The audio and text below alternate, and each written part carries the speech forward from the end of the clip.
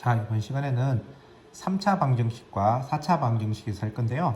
자, 요 앞에 조건이 붙어요. 뭐가 보면 간단한.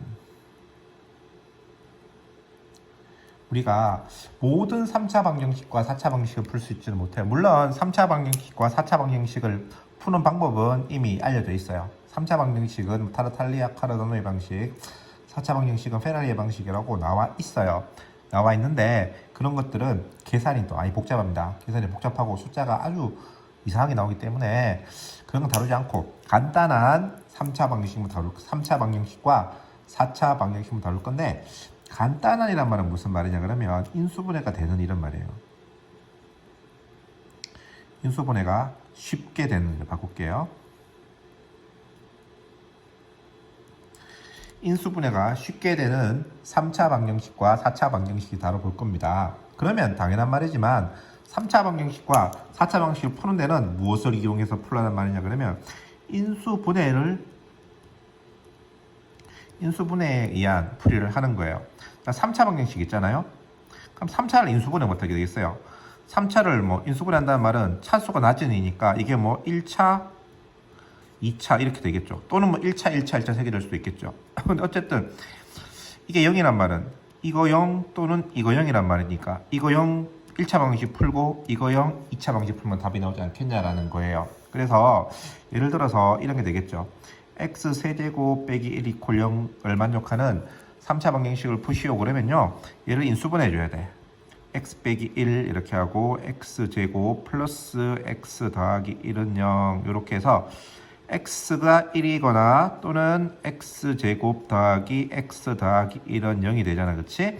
그럼 여기서 우리가 근해 공식을 써서 x는 2분의 마이너스 1 플러스 마이너스 루트 3i가 돼서 근이 하나, 둘, 셋 이렇게 되겠죠. 그래서 일반적으로 3차 방정식은 근이 3개입니다.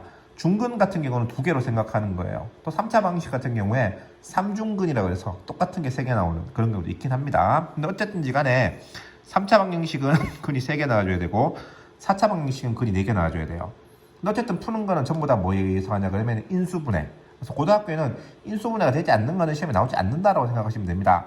그런데 인수분해 중에서 이렇게 이제 공식을 간단하게 이용하는 인수분해는 있는 반면에 이런 거 x 세제곱 빼기 3x 더하기 2 이퀄 제로 이런 식의 인수분해도 이런 식의 3차 방정식 나와요. 그럼 얘는 인수분해가 쉽게 안 돼요. 공식이 있는 게 아니잖아.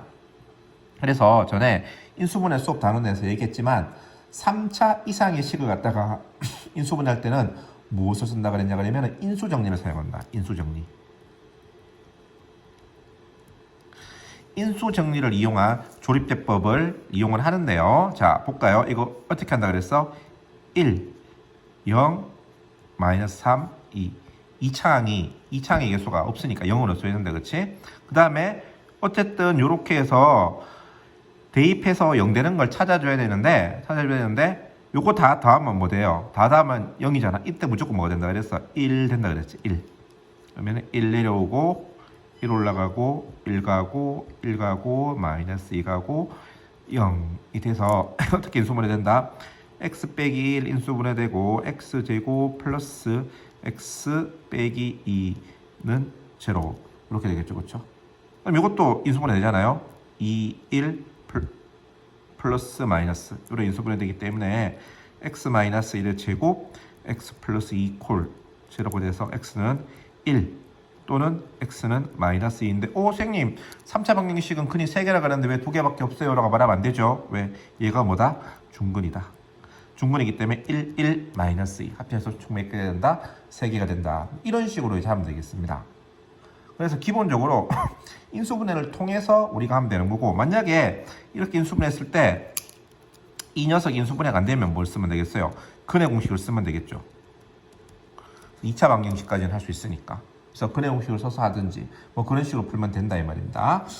자, 그래서 기본적으로 똑같은데 3차 방정식 이론 중에 하나만 좀 해볼게요. 요거 알면은 편해서 꼭 했으면 좋겠는데 3차 방정식 ax 세제곱 플러스 bx 제곱 더하기 cx 플러스 d 이퀄 제로 예, 세 근을 갖다가 알파, 베타, 이번엔 감마 이렇게 적어요. 감마는 R 거꾸로 이렇게 감마 이렇게 적습니다. 알파, 베타, 감마라 그러면 자 우리가 2차 방정식 이론을 잘 생각해 보면요. 그러면 이게 세근이 알파, 베타, 감마란 말은 결국 이래 된다 이 말이잖아요. x 세제곱 플러스 bx 제곱 플러스 cx 플러스 d가 인수분해하면 x 마이너스 알파, x 마이너스 베타, x 마이너스 감마로 이렇게 인수분해 될 거 아닙니까? 근데 요거 전개하면 어떻게 하냐 그러면 요거 조금 어렵긴 한데 노가 다 하면 돼요. 전개하면은 x 세제곱 마이너스 알파 플러스 베타 플러스 감마의 x 제곱 플러스 알파 베타 플러스 베타 감마 플러스 감마 알파의 x 마이너스 알파 베타 감마 이런 식으로 이렇게 정리가 돼요.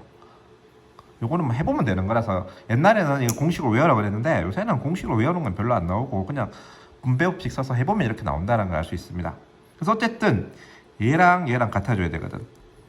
인수분해한 식도 수업 시간에 항등식이라 그랬잖아요. 그렇죠? 같아야 되기 때문에 어떤 걸 성립하냐 그러면 알파 플러스 베타 플러스 감마는 마이너스 a분의 b 그 다음에 알파 베타 플러스 베타 감마 플러스 감마 알파는 a분의 c 알파 베타 감마는 마이너스 a분의 d 이런 식으로 나오긴 나오는데요. 자 이게 어떻게 나오냐 어떨 때 자주 쓰이냐 그러면 뭐 예를 들어 세 개 다 실근인 경우는 별로 안 쓰여요. 세 개 다 실근인 경우는 인수분해가 깔끔하게 된단 말이니까 별로 안 쓰이는데 보통은 한 개는 실근이고 두 개는 허근일 경우 주로 쓰거든요. 그러면 예를 들어 얘는 실근이다 쳐. 허근이란 말은 얘가 두 개가 허수란 말이잖아요. 그렇죠? 허수면 두 개가 무슨 관계 있어줘야 돼? 켤레 복소수 관계 있어줘야 되잖아. 그렇지? 켤레 복소수 관계 있어줘야 되니까 이런 계산들이나 이런 계산들이 상대적으로 쉽게 되겠죠.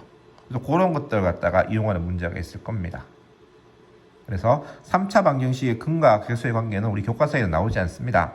나오지 않지만 계산의 편의를 위해서 여러분들이 여기까지 알면은 좋을 것 같아서 소개해 주고요. 수업 시간에 문제도 다뤄보도록 하겠습니다.